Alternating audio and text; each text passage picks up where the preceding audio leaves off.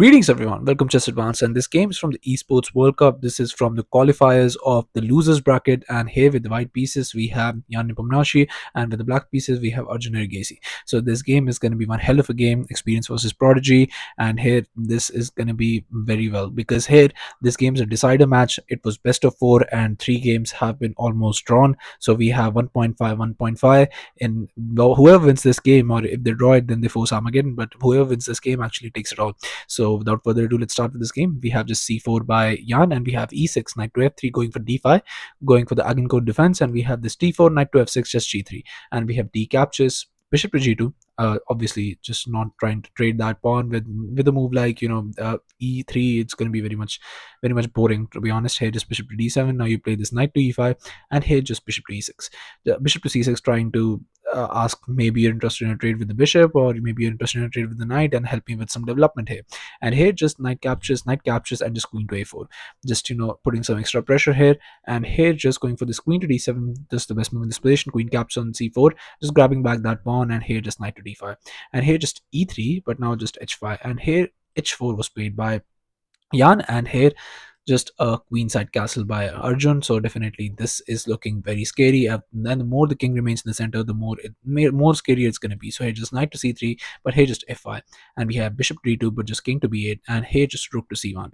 And here definitely with all these pieces here, Jan is thinking maybe he can start an attack, but it's going to be very much difficult when you understand that you have not pushed these pawns, and these knights are setting up a very nice defense, and the queen and the rook are already on here. So it's going to be very much difficult to set up a defense. So maybe he's just waiting to see if Arjun makes a mistake in the opening, but that's hardly unlikely, because the one thing that we have seen from prodigy players, they hardly make a mistake in the openings.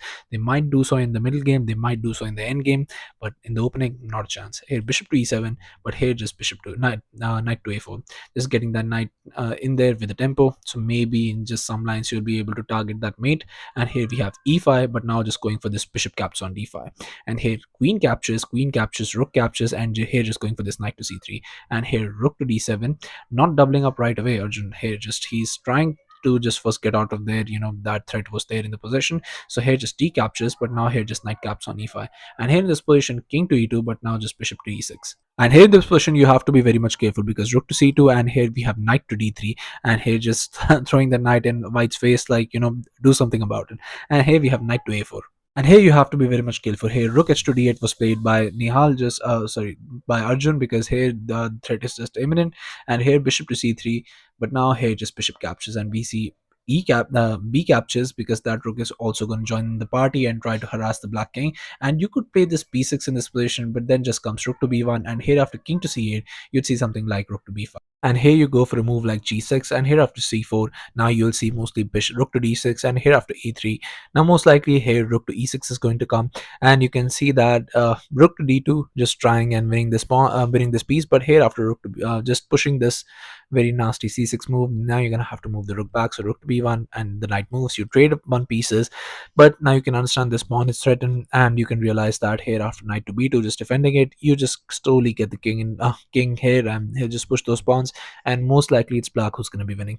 So here after b captures, just c5 was tried, and this was this would have been the best move, but here just c4, and just b6. But now in this position here just rook to b1, we have knight to b4, just attacking that rook, and you can see that the bar completely shifted in this position, where it's just very much difficult. And rook knight c to b2, the absolute best move in this position. Here just rook to d3, and here rook to c1.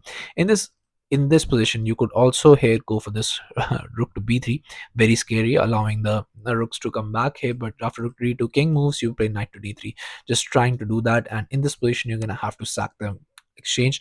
And here after here after rook captures, now you most likely see this knight captures on c5, just because of the spin, and with an attack on the rook as well. So here after rook b1, now you're just gonna move the rook up, and once those rooks gets in, this is looking scary. But here after knight to b3, just attacking that rook captures on e2.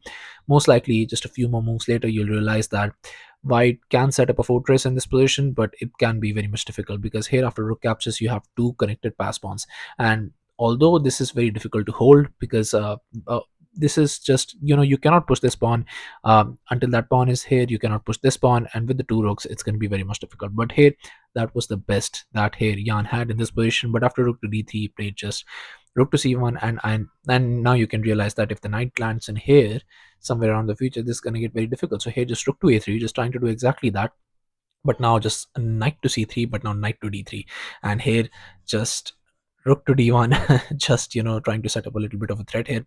But here just rook caps on c3 was played by Arjun Erigaisi, and in this position just rook b to d2, but here just rook captures on c4, and just even asking like, if you want to do that, let's just do that. And here just rook caps on d3, rook capture, rook to c2, but now just king moves, and we have rook captures, and you get this end game where black is a pawn up and in a completely winning position, because here rook captures on a2. Now you have 3 pawns on the queen side to none. This is just completely over, but you're gonna play it out to the end.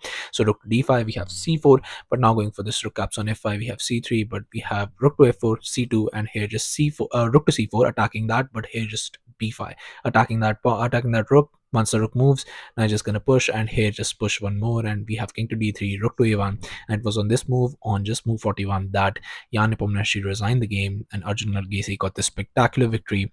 And here in this matchup, Prodigy definitely surpasses the experienced player, and we got the spectacular victory in just 41 moves. So yeah, thank you all for watching. I'll be coming back with games like these, so stay tuned in the channel, and I'll be seeing you guys very soon. Thank you all.